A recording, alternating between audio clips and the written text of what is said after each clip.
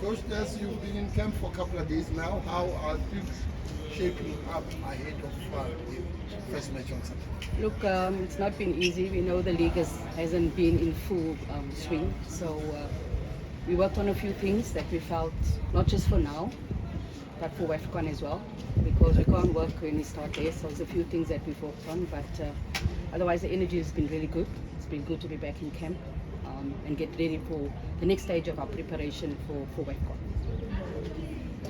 As I've seen, it seems like you, or maybe let me ask, do you have all players already in camp? Because No, we don't. Somehow.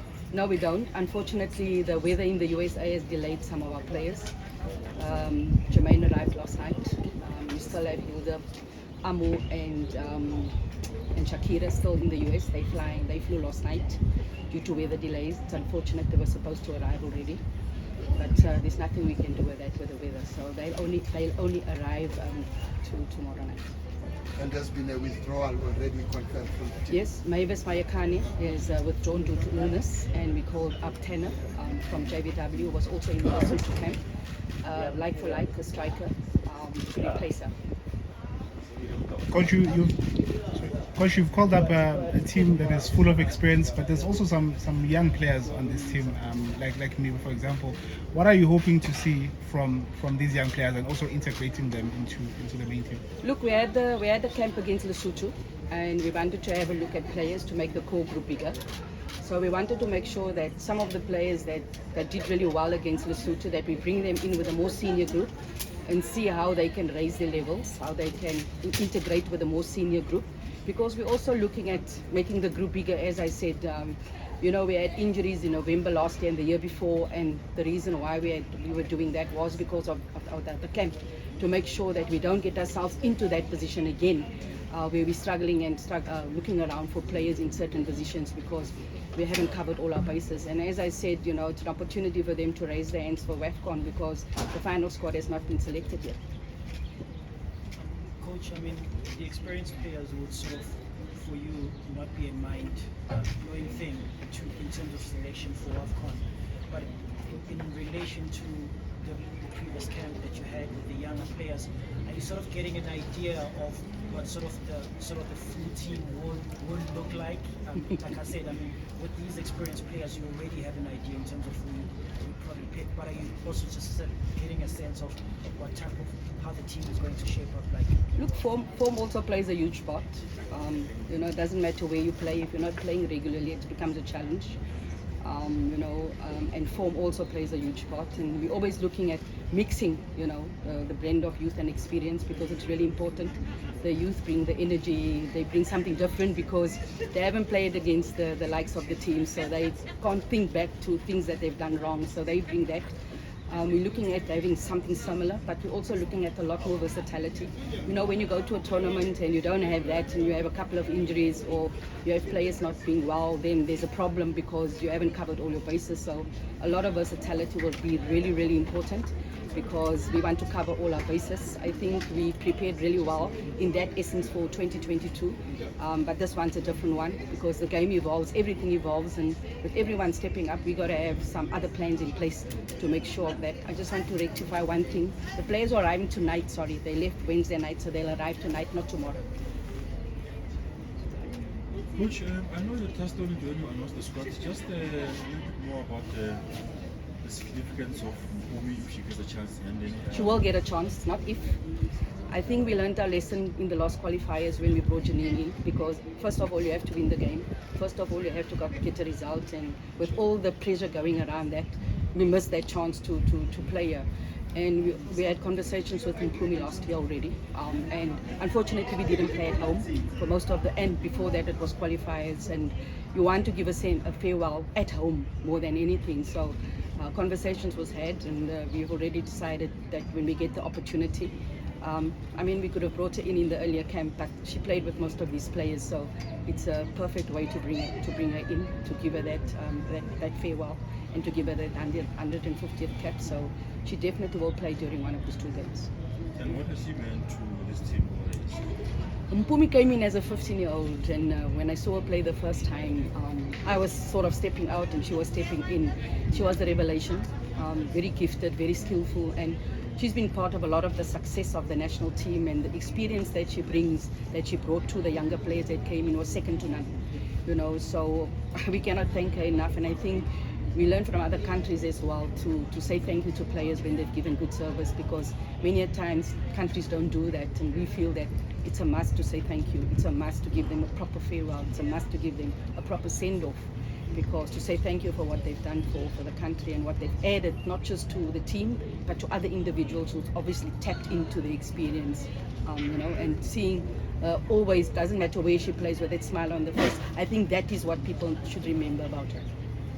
On that note, Coach, send off for Mpumi and Noko. Why is it important to do it at home, most occasions? I think it's important at home because you're playing in front of your home crowd, to say, for the crowd also to say thank you to the players, because away from home it doesn't mean anything. You don't have your home support. I mean, maybe their families want to come down to be able to see that send-off and be part of the send-off, and if you have it at home, obviously you don't get that experience. It's just like another game. So it's important. We also saw last year when we played the USA, they did similarly with two of their players at home. The stadium was packed out, and what a wonderful send-off for them. So we want to do similar things. Coach, just in terms of the impact, when you look at someone like Noko, there are not a lot of players that you can count who have won the and also you look at some of the players she's playing with, as kids, they're inspired by her, like guys of Banyana Banyana, and just the impact she's had. I don't think people realize how huge the impact is, because she started out as a striker and was very good, and then Coach Vera came into the country, and to be honest, she would have struggled to make the team at the time because of the players that was playing in that position. And she saw something else in Noko, and played Noko as a defender, and everybody was carrying on why. And I said to people, ask Noko where she wants to play, and she said she wants to play there. She got a contract aboard playing as a defender, and I think she went from a goal scoring striker to a top defender. And I think she's evolved in that, and we cannot thank her enough. I mean, the first player to win PLAF Player of the Year. She's been to Olympics, she's been to the World Cup, she's won a WAFCON medal. Noko's done everything. And it's another one who's given fantastic service, who, if she didn't play, she was still that model professional. If she got taken off, she still gave that respect. So it doesn't matter whether Noko sat on the bench, when the Noko played, she was a true professional. And I think we cannot thank her enough for the service that she's done. And like I always said, people actually don't know, but Noko and I had a conversation in 2019 when Noko wanted to retire for different reasons. And I said, Noko, come to me when you're ready to retire. Because if you look at 2019 and you look at now, it's 5 years. It's 5 years since the last game she played. So, so we have to give her flowers, and we have to make sure that we do that send-off. And send-off at home is, I think it's so important. Families are coming, friends are coming, the crowd is there, and it would be proper to get a send-off like that than to have it away from home. Otherwise, we could have just had it last year and had it out of the way. But it's special to have it at home. We don't want to give not just her, but Mpumi also that respect, to have it at home, where they have their home, their friends, their families there to see that occasion. Coach, on the Malawian side, I think Temo and Tarita showing assist is very influential. Based in the US, Surprise, I think. Rose as well is not in, she's also based in Malawi. Without those influential players on the opposite end, do you feel like Malawi can still give you that challenge that you are hoping to get? Look, we are not in control of who the opponents select as part of their team. We still prepare the way we prepare. Malawi has shown at COSAFA, and they've grown really well at COSAFA. They've shown they're a force to be reckoned with. They've shown their physicality. They've shown how they've evolved.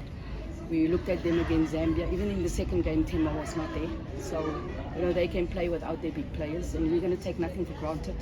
We know what they're going to bring, and we have prepared accordingly, but also prepared for WAFCON, because WAFCON doesn't start when WAFCON starts. I remember when we knew we drew Sweden. All our games leading up to that was preparation for that game. We couldn't wait until time, so we have to just play what's in front of us. And sometimes teams have to play against us for what's in front of us. They don't say, if we don't have the more senior players there, that it's not Banyana, it's still Banyana. So we're still taking the game, really serious in terms of preparation, whether those players are not there. But they bring a different dynamic to the team, of course. they raise the levels of the team and they add so much to the team when Malawi has the Chubinga sisters and Rose and everyone else that might not be there.